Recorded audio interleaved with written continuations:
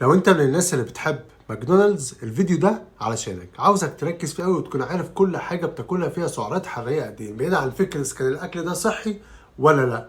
تعالوا اقول لكم الاكل في ماكدونالدز اللي انت بتطلبه فيه كام سعر حراري عشان تعرف بيأثر على جسمك ازاي. عندنا في المركز الخامس بيف برجر فيه 264 كالوريز. المركز الرابع عندنا برجر تشيز 364 كالوريز. المركز الثالث عندنا بيج ماك 560 كالوريز. المركز الثاني عندنا بيك تيستي 922 كالوريز. المركز الاول ده تشيز برجر فيه 1000 كالوريز. تخيل بقى انت بتطلب جنبه فرايز وبتطلب بتحط عليه الكاتشب، بتحط معاه بيبسي، وبتحط شويه حاجات كده تكملهم كده عشان يبقى حاجات ضربرك في وشك كده 1500 كالوريز من غير ما تاخد بالك، وتحس تقول انا ما اكلتش غير من النهارده وجبه واحده من الماك. الوجبه دي بمقام يومين.